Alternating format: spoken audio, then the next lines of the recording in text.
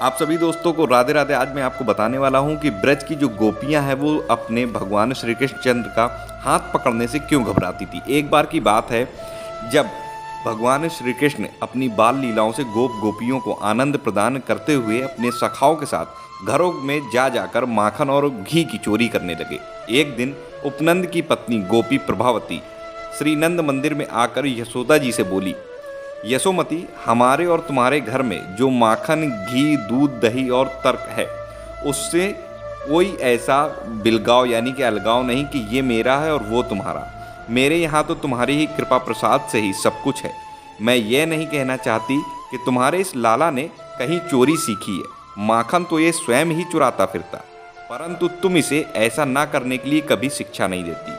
एक दिन जब मैंने इसको शिक्षा दी तो तुम्हारा यह ढीठ बालक मुझे गाली देकर मेरे आंगन से भाग निकला। यशोदा जी ब्रजराज का बेटा होकर यह चोरी करे ये उचित नहीं, किंतु मैंने तुम्हारे गौरव का ख्याल करके इसे कभी कुछ नहीं कहा। प्रभावती की बात सुनकर नंदगेहिनी यशोदा ने बालक को डांट लगाई और बड़े प्रेम से सांत्वना पूर्वक प्रभावती से कहा, बहन, मेरे घर में करोड़ों गाय हैं। इस घर की धरती सदा गौरव से भीगी रहती है। पता नहीं ये बालक क्यों तुम्हारे घर में दही चुराता। यहाँ तो ये कभी ये सब चीज़ें चाव से खाता ही नहीं।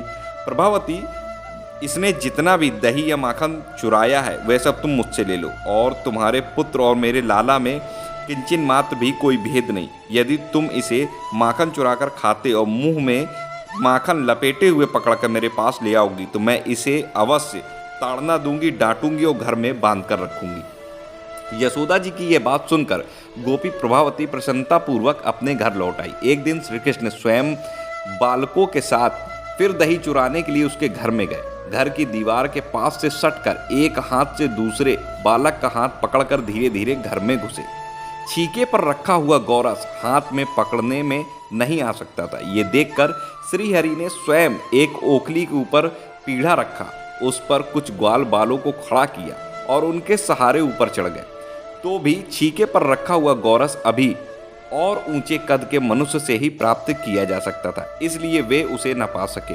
तब श्रीदामा और सुबल के साथ उन्होंने मटके पर डंडे से प्रहार किया। दही का बर्तन फूट गया और सारा गव्य पृथ्वी पर बह चला। तब बलराम सहित माधव ने ग्वाल बालों और बंदरों के साथ वह मनोहर दही जी भरकर खाया। भांड के फूटने की आवाज सुनकर गोपी प्रभावती वहां आ पहुंची। अन्य सब बालक तो वहां से भाग निकले, किंतु श्री कृष्ण का हाथ उसने पकड़ लिया।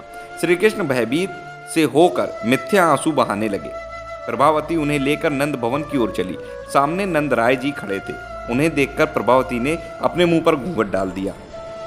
श्री कृष्ण ने सोचने लगे, इस तरह जाने पर तो माता मुझे अवश्य दंड देंगी। अतः उन स्वच्छंद गति परमेश्वर ने प्रभावती के ही पुत्र का रूप धारण कर लिया।